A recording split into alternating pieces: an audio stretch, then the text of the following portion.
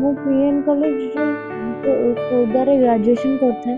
ମୁଁ ଦେଖିବାକୁ ଭଲ, fair looking, usually friends call me Messi, football player. And ମୁଁ ସେତେବେଳେ ଝିଅଙ୍କ ପାଖକୁ ଯାଉନଥିଲି।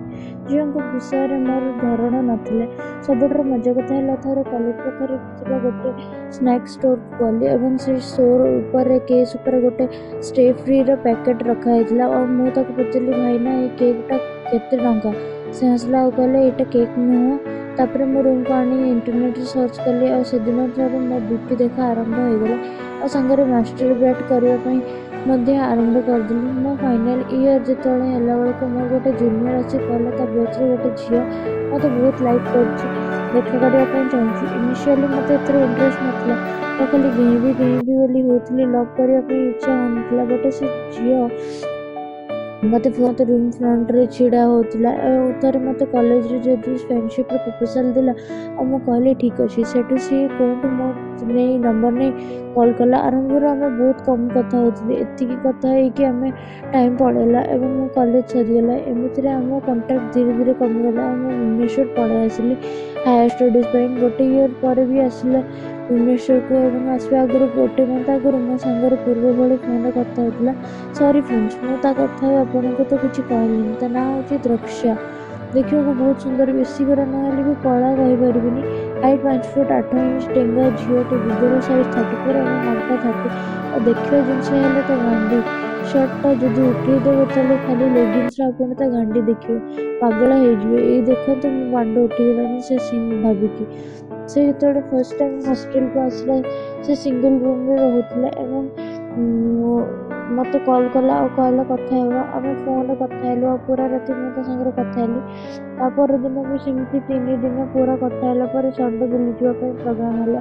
ମୁଁ ତାକୁ ସଣ୍ଡେରେ ସକାଳ 10ଟା ବେଳେ ହଷ୍ଟେଲ ପାଖକୁ ପିକଅପ୍ କଲି ଆଉ ସେ ଜିନ୍ସ ଆଉ ଟପ୍ସ ପିନ୍ଧିଥିଲା ଏବଂ ଚୁଟି ଲିପଷ୍ଟିକ୍ ଆଉ ଗୋରା ଦେଖାଯାଉଥିଲା। ମୁଁ ତାକୁ 1 ଇୟର ପରେ ଦେଖି ଡେଙ୍ଗା ଝିଅଟାକୁ ଗୋରା ହେଇଯାଇଥିଲା ଆଉ ହିରୋଇନ୍ ଭଳି ଦିଶୁଥିଲା। ମୁଁ ଭାବିଲି ଏଇଟା ତ ସବୁଦିନ ପାଇଁ ଘେଇବି ଆଉ ତା ଦୁଧ ଫୁଟିକି ଉପରକୁ ଦେଖାଯାଉଥିଲା। ତା ମୁହଁ ଡେରି ନ କରି ତାକୁ ନେଇକି ବଟାନିକାଲ ଗାର୍ଡେନ ଗଲି ଆଉ ସେଠି ତାକୁ ବୁଲେଇ କିଏ କେମିତି ହେଉଛନ୍ତି ଦେଖେଇଲି।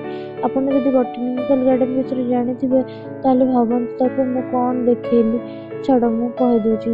କୋଉ ଟୋକା ତା ସର୍ଟ ଭିତରେ ହାତ ପୁରେଇକି କିଏ କାହାର ପ୍ୟାଣ୍ଟ ଭିତରେ, କିଏ କାହାକୁ ଓପନ୍ କିସ୍ କରୁଛି ତ କିଏ କାହା ବାଣ୍ଡ ଧରିଛି। ଅବଶ୍ୟ ବାଣ୍ଡ ଦେଖାଯାଉନଥିଲା କିନ୍ତୁ ଜଣାପଡ଼ୁଥିଲା ଆଉ ଦୁଧ କ୍ଲିୟର ଦେଖାଯାଉଥିଲା।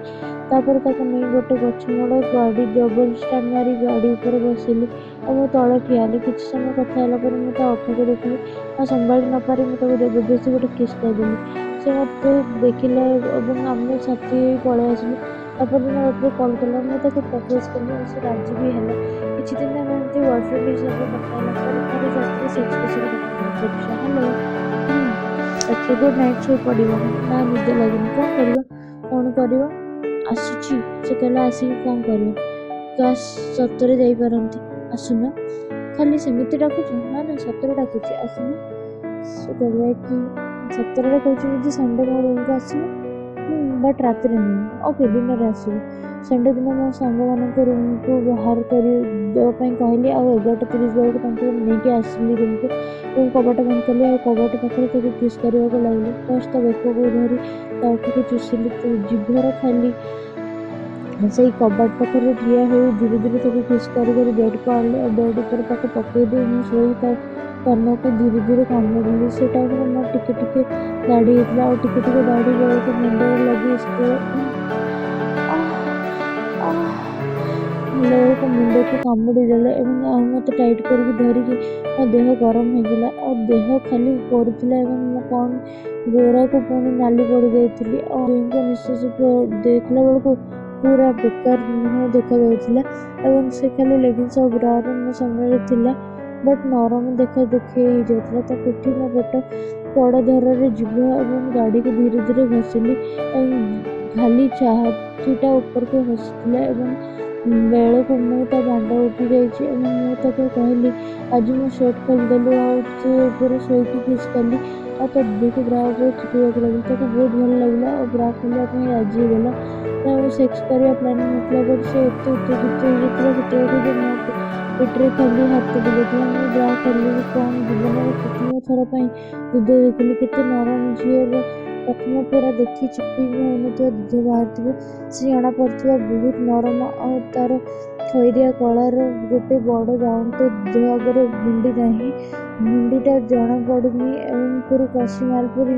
ମୁଁ ତାକୁ ଦେଖି ପଡ଼ିଗଲି। ପାଗଳ ଭଳିଆ ଭୁଣ୍ଡି ହେଇଗଲି। ଗୋଟେ ଦୁଧ ମୁଣ୍ଡିରେ ଜିଭ ମାରି ଚୁଷୁଥିଲି, ଆଉ ଗୋଟେକୁ ଧରୁଥିଲି। ଉତ୍ତେଜନାରେ ସେ ମୋ ପିଠିକୁ ଆମ୍ପୁଡ଼ି ରକ୍ତ ବାହାର କରିସାରିଲାଣି। ତା'ର ଫାର୍ଷ୍ଟ ଟାଇମ୍ ସେ ଖାଲି ଛାଟିପିଟି ହେଉଥାଏ। ମୋ ପିଠିକୁ ଜୋରସେ ରାମ୍ପୁଥାଏ ଆଉ ଖାଲି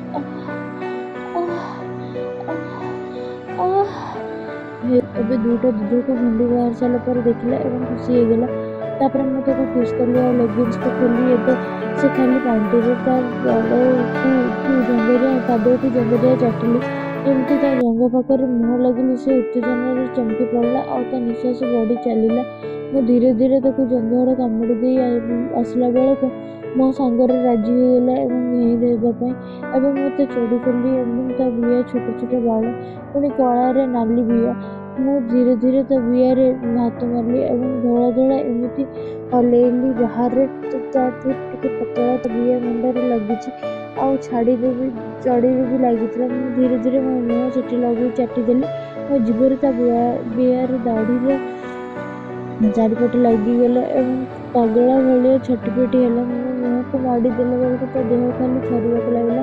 ଆମେ ଗୋଟେ ଆଙ୍ଗୁଠିରେ ବିଆରେ ଭର୍ତ୍ତି କଲି ଆଉ ସେତିକି ବେଳକୁ ସେ ଖାଲି ଆହୁରି ଉତ୍ତେଜିତ ହେଇଗଲା। ମୋ ବାଣ୍ଡକୁ କାଢ଼ି ଏବଂ ପ୍ୟାଣ୍ଟ ଖୋଲିଦେଲା ସେ ମୋର ଏବଂ ମୁଁ ମୋର ବାଣ୍ଡକୁ କାଢ଼ି ତା ଭିତରକୁ ପଶୁଥିଲି। ଏତିକି ଦେଖି ମୁଁ କଣ୍ଡୋମ୍ ଲଗେଇ ଧୀରେ ଧୀରେ ବାଣ୍ଡକୁ ତା ବିଆରେ ପଶିଲି। ସେ କହିଲା, ପୁରା ନହେଲେ ମରିଯିବି। ପାଗଳୀଙ୍କ ଭଳିଆ ହେଲା। ମୁଁ ଧୀରେ ଧୀରେ ବୁଲେଇ ପଶିଲିନି। ବହୁତ ଟାଇଟ୍ ଥିଲା। ତାପରେ ଫାର୍ଷ୍ଟ ଟାଇମ୍ ସେ ଉତ୍ତେଜନାରେ ପାଗଳ ହେଇ କହୁଥିଲା। ମୁଁ ସେଠୁ ତାକୁ ଜୋରସେ ମାଡ଼ି ବସି ତା ବିଆ ଭିତରେ ପୂରେଇ ଦେଲି। ସେ ଉତ୍ତେଜନାରେ କହିଲା, ପୂରେଇ ଦିଅ। ମୁଁ ତାଙ୍କୁ 25 ମିନିଟ୍ ପର୍ଯ୍ୟନ୍ତ ତାକୁ ଘେଇବାକୁ ଲାଗିଲି। ଖଣ୍ଡିଆ ମାରୁଛି। 25 ମିନିଟ୍ ପରେ ମୋର ବାହାରିଗଲା। ସେତେବେଳକୁ ମୁଁ ବାହାରି ଯାଇଥିଲା। ମୋ ବାଣ୍ଡକୁ କାଢ଼ିଲି ଏବଂ କଣ୍ଡୋମ୍ଟା ଖାଲି ବ୍ଲଡ୍ ରୂପରେ ଫ୍ରେଶ୍ ହେଇକି ଆମେ ବାହାରିଲୁ ଏବଂ ତା ଦେହ ମୁଣ୍ଡ ନାହିଁ ଏବଂ ପଡ଼ିଯାଇଥିଲା ଆଉ ଦୁଧରେ ଦାଗ ହେଇଯାଇଥିଲା ଆଉ ଦରଜ ବି। ବିଆ ବି ଦରଜ ହେଇଯାଇଥିଲା। 8 ଦିନ ବେଳକୁ ଆମେ ତାକୁ ପୁଣି ଥରେ ଆଉଥରେ ମୁଁ ତାକୁ ଘେଇଲି। ତ ଆପଣଙ୍କ ଷ୍ଟୋରିଟି କେମିତି ଲାଗିଲା ନିହାତି କହିବେ।